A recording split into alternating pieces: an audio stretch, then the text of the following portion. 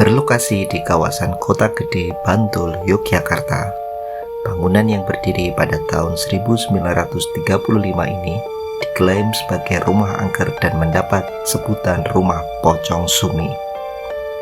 Dari cerita yang beredar, rumah tua ini merupakan milik sepasang pengusaha batik yang kemudian diwariskan kepada anaknya bernama Sumini dan suaminya yang merupakan pengusaha batik. Keduanya hidup aman dan tentram, sampai 3 orang perampok menyatroni rumah mereka. Saat itu, sang suami sedang tidak ada di rumah karena urusan bisnis. 3 perampok ini datang pada malam hari ketika Sumini sendirian di rumah. Mereka menggedor-gedor pintu dan membawa pesan palsu bahwa suami Sumini tengah mengalami kecelakaan. Setelah dibuka, ketiga perampok tersebut masuk dan menjarah harta benda milik Sumini.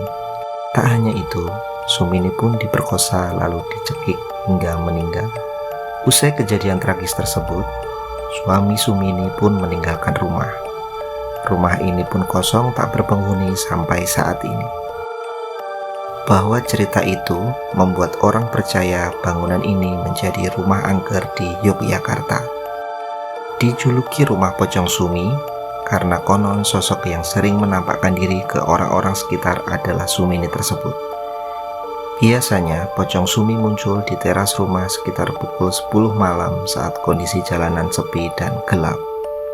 Sebenarnya, tidak hanya Pocong Sumi yang dianggap sebagai penghuni rumah angker di Yogyakarta ini.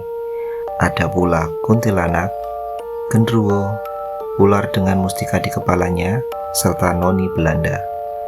Namun yang cukup terkenal dan menguasai rumah adalah Pocong Sumi.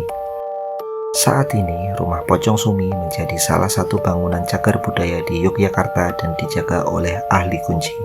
Meskipun memiliki aura mistis yang cukup menyeramkan, rumah Pocong Sumi menjadi salah satu destinasi yang cukup banyak didatangi untuk berfoto. Ada juga yang menjadikan rumah ini sebagai tempat uji nyali.